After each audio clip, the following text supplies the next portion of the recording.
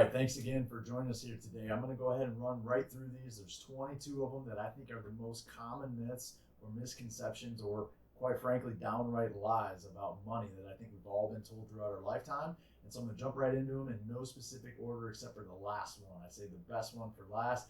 I hope you stick around. So money myth number one, that it's taboo to talk about money. And the reason that this is a big myth is just think about how we learn in general. Most people learn by talking to other people, learning from other people's do's and don'ts, right? Their mistakes and or the things that have worked out for them. So talking about money makes a lot of sense to me with people you trust, personal friends, family members, people that have proven to be good with money, and then learn from the mistakes of people that have proven to be bad with money. So you would talk about your health, fitness, how you lost weight, how you got strong, all those other things. But for one reason or another, we believe that it's taboo to talk about money in America, at least most of us. And so I think that's money myth number one. Money myth number two, buying a home is always better than renting. And this is a myth for one reason and one reason only. It is a math problem. This isn't an emotional problem that you're trying to solve. It's a math problem. And so you have to do your due diligence. You have to do the math. If it makes sense to buy, then it makes sense to buy. But in most cases, for a lot of people, they jump into a home and become homeowners before it makes sense for them to buy. And so just to give you a general rule of thumb, if you're going to live in a place for 5 years, that's what has been reasonably accepted as a break-even point of buying versus renting, then you should consider buying. However, I think with rising interest rates, the rapid appreciation of homes right now, so the cost of home ownership plus the cost of repairs and holding costs, I think that number has probably been kicked out to about 7 to 10 years that you should be considering staying in a place before you really start looking into buying a home in that area. Now, again, there's exceptions to every rule. Just do the math, do your due diligence. That's all I'm saying. Money myth number three, you have to be rich to invest. And so this is a myth because a little bit of money invested over a long enough period of time can equal a large sum of money. And so you don't have to be rich to invest. What you have to do is be responsible, disciplined, and very diligent with the money that you have, even if it's small, and do it consistently for a long period of time. So again, you don't have to be rich to invest. You just have to invest a little bit over a long enough period of time. So the sooner you start, the better. Money myth number four, that you should carry a small credit card balance to improve your credit score. And this one couldn't be further from the truth. Because in all honesty, if you carry a balance on your credit card, it increases the utilization rate that you have, which could actually decrease your credit score. And when you carry a balance on your credit card, the only thing that you're doing is incurring interest, which is just enriching the credit card company and making yourself more poor. So don't carry a balance just to increase your credit score. There's a million other ways to increase your credit score that are free. Money myth number five, my partner or my spouse manages the money, so I don't need to worry about the personal finances. This is a complete myth because life happens. You get a divorce, you separate, a person passes away, a lot of different things happen. A person's injured and incapacitated for a period of time. If you don't know how to handle the personal finances for yourself and your family, it puts you and your family at risk for a couple different things. One, of just not being able to pay bills, getting locked out of accounts, figuring out how to live life.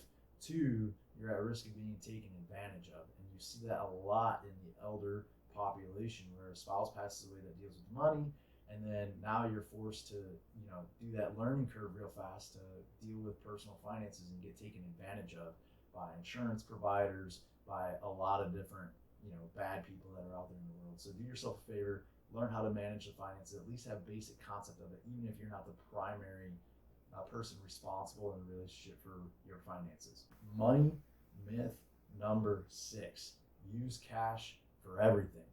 And so the reason that this is a myth is because in today's world, it's impractical to use cash for every single thing. In addition, there's a safety aspect to it. If you're known as somebody that carries around wads of cash, thousands of dollars of cash, eventually that word gets out and you could be putting yourself in unnecessary risk, right? So that's one reason.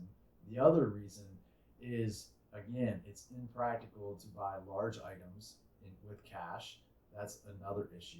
And then in addition, you're missing out on some of the benefits of using a credit card or other forms of electronic payment, and convenience and rewards and other perks like that when you use only cash. Now again, I think there's a lot of times where it makes sense to use cash, right? If you're getting a large cash discount or something else like that. However, it doesn't make sense, and it's a myth to say that you should use cash to buy everything. Money myth number 7. A savings account is a good place to keep your emergency fund or long-term savings. And the reason that this is a myth is because a traditional savings account or traditional checking account pays next to nothing in interest. So every single year that you keep your emergency fund or other long-term savings in your savings account or traditional checking account, you're losing, let's say inflation's at 6, 7, 8%, you're losing that amount of money every single year in purchasing power as it erodes away because you're not earning any interest on that income. So there are safe, I can't say risk-free because everything has a risk. However, mostly safe, very similar to your checking account or your savings account, which would be a high-yield savings account, a cash sweep program at large brokerage funds. Most of these are FDIC insured and or other insurance at brokerage accounts. So look into those. They pay upwards of 4.5%, 5% at the time of this recording, and do yourself a favor and get into one of those versus just parking large sums of cash for long periods of time in accounts that are paying you zero. Money myth number 8, that you don't need an emergency fund for emergencies because you have a credit card. And so this also couldn't be further from the truth, because here's what happens. When you have an emergency, okay, you swipe that credit card. But what are emergencies usually? It's not just, I got a flat tire or I need some brakes on my car. Those aren't necessarily emergencies and things that could probably be planned out in advance. An emergency is you break your back and you can't work and you don't have short-term disability or anything else like that. So now you're having to cover cost living expenses because you don't have active income coming in. That's just one example of an emergency. When that happens and you swipe that credit card, you don't have any additional active income to pay for your living expenses and or to pay that credit card off. So now you start incurring interest charges, and now it's a double whammy, right? So don't rely on credit cards, HELOCs, anything else like that for your emergency fund. Just do what you're supposed to do, stay disciplined, build up an emergency fund, get it in a high yield savings account where it's liquid and it's protected and it's earning a little bit of interest, and then have that in case what happens. Money myth number 9. Money is complicated.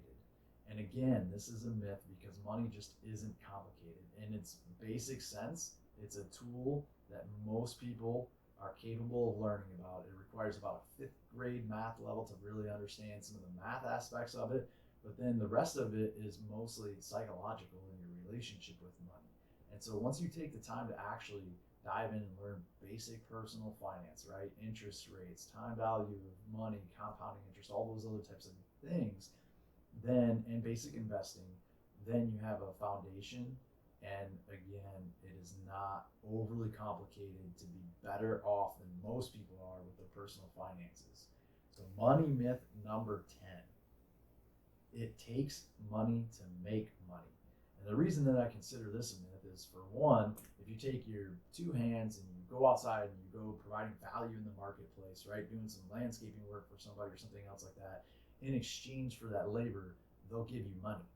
Okay, so it doesn't take any money to go do that. It just takes a work ethic, and a mindset to go do that and to go offer my services for money. So you can make money by doing that. Now, in the sense of, it takes money to make money in large investments and things like that, it certainly makes it easier to make more money because you're making a larger bet with a larger sum of money.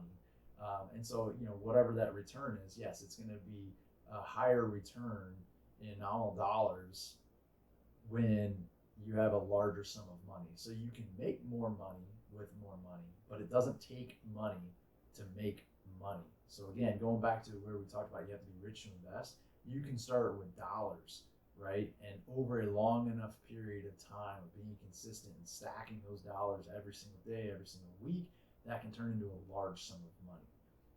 Money myth number 11. A penny saved is a penny earned. And the main reason I put this on this list as a myth is because it's a scarcity mindset. So in your personal finance equation here, right, you have some income and you have expenses. And in the expense category, that's where most people focus, and they say be cheap, be frugal, whatever word they want to use there, but drive your expenses down as low as possible. You have no reason to spend money on this or that or $5 Starbucks or whatever, okay? You can only bring those expenses down to a certain level of meeting your basic needs.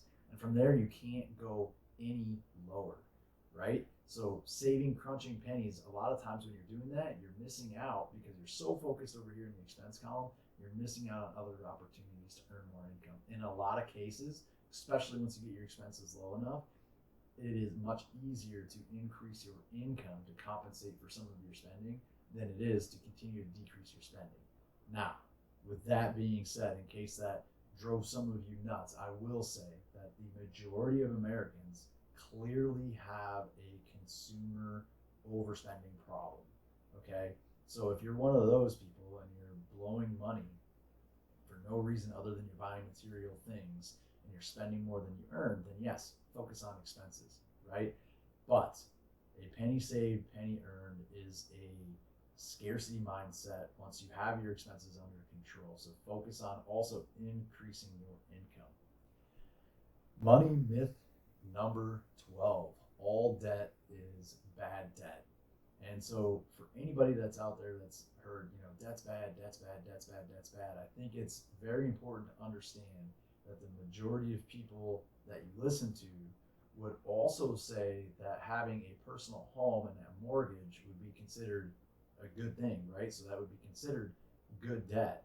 And so the problem that I have with the good debt versus bad debt argument is, in a perfect world, if you didn't have to take on any debt and you could live your perfect life, then great, right? There's much less risk in not having debt. However, if you're being responsible and leveraging debt to buy income producing and appreciating assets, let's say like rental properties, and you're doing the due diligence up front, sure, you're taking on some additional risk, but in return for that risk, it's a higher reward, right? And it's an increased pace towards your financial freedom goal, right? Or your financial independence. And so to just say that all debt is bad, I think is terrible advice to most people. I believe treating people like adults, teaching them about, debt that can be leveraged for assets, again, that are income producing and appreciating, hopefully, versus consumer debt, which is throwing your Gucci belt on your credit card or buying an oversized SUV that you don't need for $100,000 when you could have been just fine with the $25,000 used SUV, right? There's a difference between good and bad debt.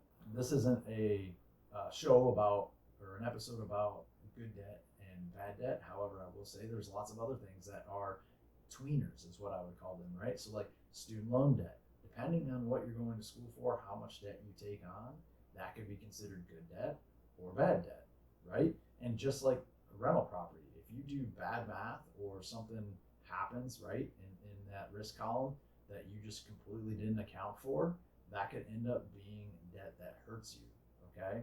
But again, debt is just a tool similar to money in general. Use it responsibly, but there is good debt, there's bad debt. And I don't even like calling it good debt, to be honest. It's just debt that's useful, and then there's bad debt that you should never do. So again, consumer debt over here equals bad debt. Leveraging up to buy rental properties responsibly, doing your due diligence, knowing what you're doing, useful debt. Money myth number 13. Paying with debit cards is better than paying with credit cards. And so this is similar to paying with cash on everything. It's along the similar lines. So when you're paying with your debit card, first of all, I don't recommend anybody doing that. It is tied directly to your bank account. And I know some people will say, well, there's insurance for that and my bank guarantees and yada, yada, yada. Here's the problem. It still comes out of your bank account first. And then you have to negotiate and go through all the pain with the bank to get that money back. And who knows how long that can take, right? So you're putting yourself at unnecessary risk. If you want the convenience of sliding a card and have an instant electronic payment, use a credit card, right? Or use an app, but use something else other than your debit card. Get that immediate payment and that immediate settlement that you're looking for, and that convenience with an alternative to a debit card. So credit cards make the most sense for me here. Again, I choose to treat everybody like adults, and I believe that you're a responsible human being, and once you understand personal finance and interest rates and all those other things, that you can use a credit card responsibly. If that's not you, then pause for a second. Do not use credit cards, right? Or use already pre-funded cards, or use cash or write checks. But again, I still don't advise using debit cards. And the other reason debit cards aren't better than credit cards is because you don't get any of the rewards, right? And I know there's all the sayings again out there saying, well, you spend more than what you otherwise would have, and there's all these studies and everything else like that. I think for a responsible person that uses credit cards responsibly, it's somewhat of a no-brainer, right? You get cash back. Those are usually my favorite, so you're not, wishing for miles and then spending extra money on a vacation to use those miles. Those things I do tend to agree with some people that those are probably not worth it. However, cash back, my groceries, my gas, my other bills that I'm going to spend the exact amount on, no matter what, whether I'm using credit card or cash, to get the cash back on those and the convenience of automatic payment and carrying lower risk by not carrying around a bunch of cash makes a lot of sense to me. Money myth number 14. You need to diversify right away. And the reason that I put this as a myth is because I think at the beginning, on the come up, when you don't have a ton of money to begin with, diversifying into a million different places, right? So crypto, the stock market, real estate, gold, other precious metals, collectibles, all those types of things doesn't make a lot of sense because you can't move the needle in any one of them with low amounts of money. In addition, it's too hard to learn how to be a good investor in all of those different verticals.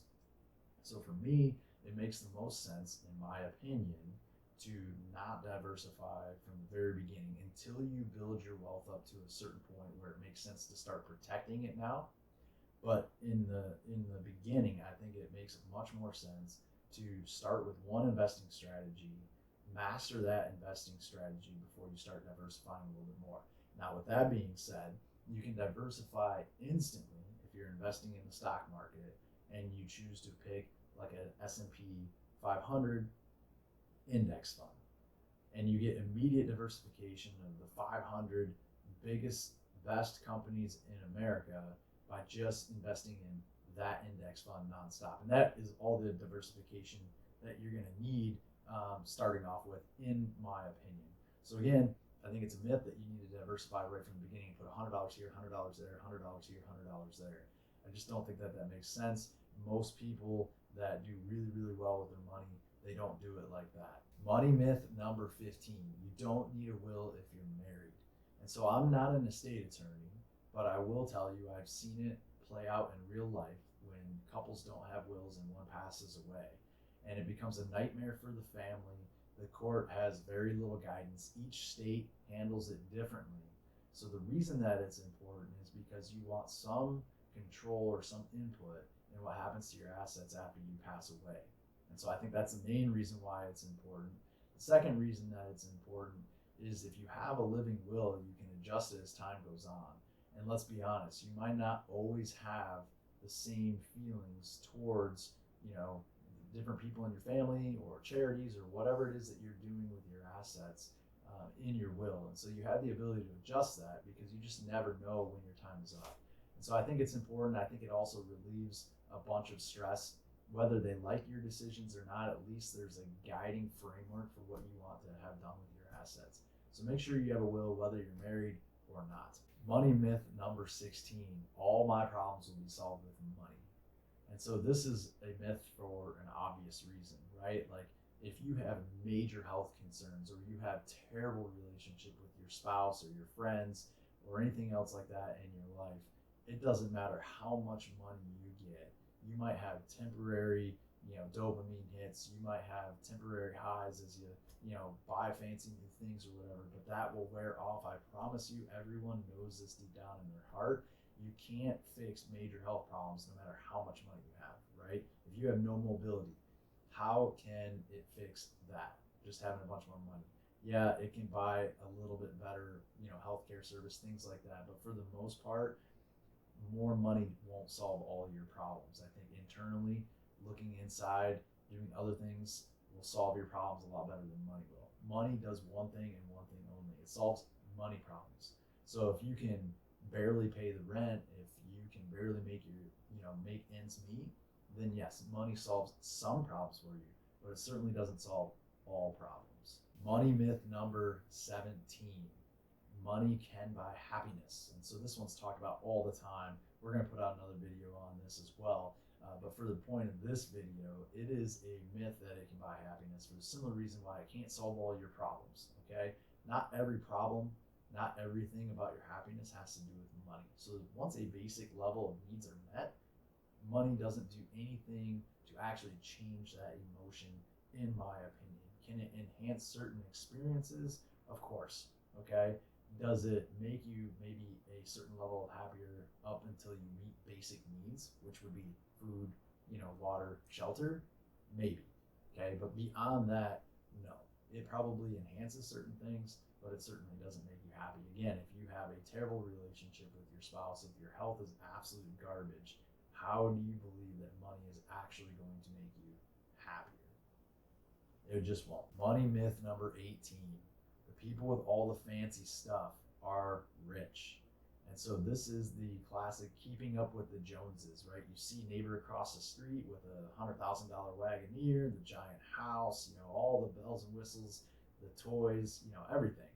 The truth is most of those people are levered up to their gills in debt.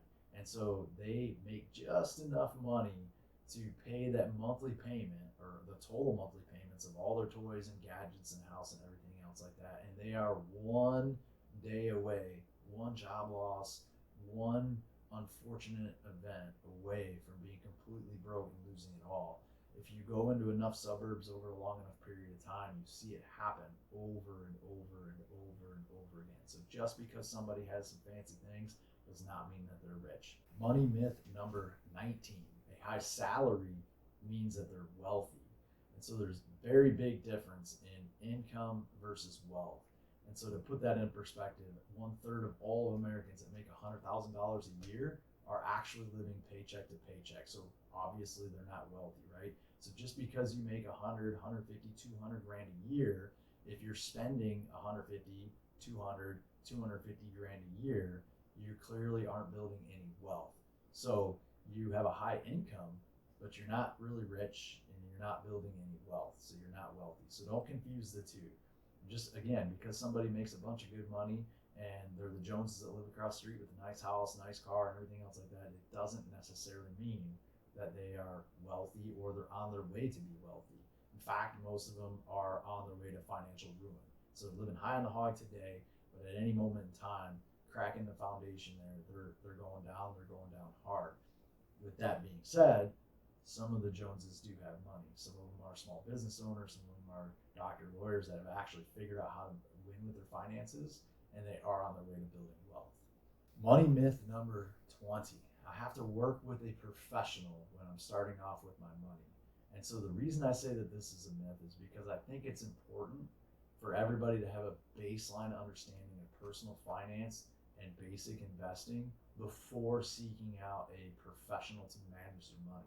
Now, seeking out a financial coach or seeking out a professional that will take the time to educate you and get a baseline level of understanding of money and basic investing, I think it's fine. But going ahead and piling up your money and just sending it every single month and putting your head in the sand and hoping that it all works out, I think is a bad idea. So I think at first you need to spend the 40, 80, 100 hours, hire a coach, do whatever you got to do, but to learn about basic finances. That way when you do go talk to a money manager or you do start having somebody manage your money, you are understanding the terms and the concepts. You have more control over what you want them doing with your money, And better yet, you can't get taken advantage of, or you're less likely to be taken advantage of, because you're at least, talking apples to apples and you understand, right? You have you can conceptualize what it is that you're talking about and what you're actually investing in. And you can also guide them on what you're looking for long term. So again, I think professional money managers are fine. I think you just need to understand the basics before you start leveraging them. And some of them will take time to educate you. Most of them won't. So you need to do that before you invest in a professional money manager. And again, it is not that hard to learn the basics of personal finance and basic investing. Money myth number 21. Everyone should go to college. And look, I know I beat up on this one a lot on the channel, but here's why. I think it's incredibly scary how many parents, teachers, guidance counselors, commercials on TV, society in general, actually push kids that are 16, 17, 18 years old, just the pressure of going to college in general, but then the pressure of going to college and sticking it out, even when you have to go tens of thousands and sometimes hundreds of thousands of dollars into debt. These kids don't understand what that actually means, what that's going to entail for them for the rest of their life, trying to pay those things back at interest rates that God knows what they'll be at in the next couple of years. And so for me, I think that it's important for everybody to slow down and really have an honest conversation about the student loan problem that we have in America, and stop telling all of the kids that they should all go to college. There's a tremendous amount of opportunity cost involved in going to college. There's a tremendous amount of hard cost into going to college for most people. And so I don't think that it's fair to say that everyone should go to college, everyone should get a fair share at higher education, yada, yada, yada. Okay? So it's a myth that everyone should go to college. If you have to go into tens of thousands or hundreds of thousands of dollars in debt to go to college, there's a good chance that you probably should consider doing something else. And there's plenty of other opportunities out there now. Between, trade and vocational schools, between alternative learning online, between internships, just a lot of other things, or help just going out and going to work until you kind of figure yourself out, can stack a nest egg or develop some skills and decide what you actually want to do with your life. But if you're one of those ones that have to go into tremendous amounts of debt, you better make sure that whatever it is that you're going to school for has a very, very high market value, okay?